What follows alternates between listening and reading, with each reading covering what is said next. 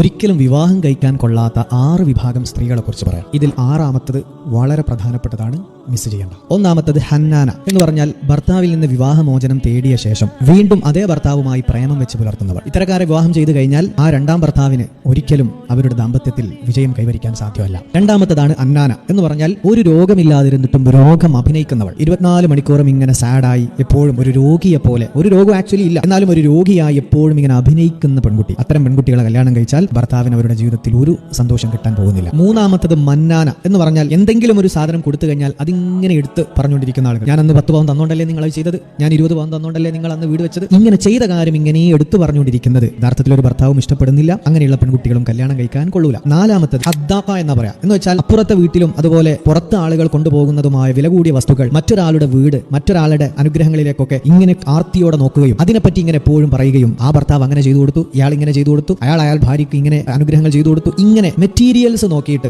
ഇങ്ങനെ കമ്പാരിസൺ ചെയ്യുന്ന പെണ്ണുങ്ങൾ. അത്തരം പെണ്ണുങ്ങളും ഭർത്താവിന് വലിയൊരു സൂര്യക്കേടായിരിക്കും. അഞ്ചാമത്തതാണ് ശദ്ദാഖ എന്ന് പറഞ്ഞാൽ പരുപരുക്കൻ സംസാരം. വാ തുറന്നാൽ വളരെ മോശമായി സംസാരിക്കുന്നവൾ. യാതൊരു അച്ചടക്കവും ഇല്ലാതെ ആളുകൾക്കിടയിൽ പരുഷമായി സംസാരിക്കുന്ന പെണ്ണുങ്ങളാണോ അവരെയും കല്യാണം കഴിക്കാൻ കൊള്ളൂ. ആറാമത്തതാണ് ബറാഖ എന്ന് പറഞ്ഞാൽ ഫുൾ ടൈം കണ്ണാടിയും എടുത്ത് ലിപ്സ്റ്റിക്കും എടുത്ത് സൗന്ദര്യബോധം വല്ലാതെ അതിക്രമിച്ച, അതിനേത് സെറം ഉപയോഗിക്കണം, അതിനേത് ഫേസ് വാഷ് ഉപയോഗിക്കണം, അതിനേത് ഫേസ് ക്രീം ഉപയോഗിക്കണം, ഏത് സൺസ്ക്രീൻ മേടിക്കണം, വാ തുറന്നാൽ അല്ലെങ്കിൽ ഒന്ന് ഷോപ്പിങ്ങിന് പോയാൽ, ഒന്ന് പുറത്തു പോയാൽ ഇത് മാത്രം സംസാരിക്കുന്ന, ഫുൾ ടൈം സൗന്ദര്യവർദ്ധക വസ്തുക്കളിൽ അഭിരമിക്കുന്ന പെൺകുട്ടികളാണോ അത്തരം പെൺകുട്ടികളിൽ നിന്നും ഭർത്താവിന് വലിയ സമാധാനം കിട്ടുകയില്ല എന്നാണ്. ഇനി നിങ്ങൾ പറ, ഇതൊന്നും ഇല്ലാത്തൊരു പെൺകുട്ടിയെ ഇന്നത്തെ കാലത്ത് കിട്ടുമോ ഇല്ലേ? ടെൻഷൻ അടിക്കേണ്ട. ഇതെല്ലാം ഒത്തിണങ്ങിയ, ഈ സ്വഭാവം ഒന്നും ഇല്ലാത്ത ഉത്തമയായ ഒരു പെൺകുട്ടിയെ കിട്ടണമെങ്കിൽ ഖിയാമത്ത് നാൾ വരെ ലോകം മൊത്തം തപ്പി നടന്നാലും ഇങ്ങനത്തെ ഒരു പെണ്ണിനെ കിട്ടാൻ സാധ്യതയില്ല. അവിടെയാണ് റസൂലുള്ളാഹി സ്വല്ലല്ലാഹു അലൈഹി വസല്ലം പറഞ്ഞത്, നിങ്ങളുടെ ഭാര്യയ്ക്ക് നിങ്ങൾക്ക് ഇഷ്ടമില്ലാത്ത ചില സ്വഭാവങ്ങളൊക്കെ ഉണ്ടാകും, പക്ഷെ നിങ്ങൾ ഇഷ്ടപ്പെടുന്ന ഒരുപാട് നല്ല സ്വഭാവം അവളിൽ ഉണ്ടല്ലോ, അത് ആലോചിക്കുക, അവളെ വെറുക്കാതിരിക്കുക എന്ന് നബി സ്വല്ലല്ലാഹു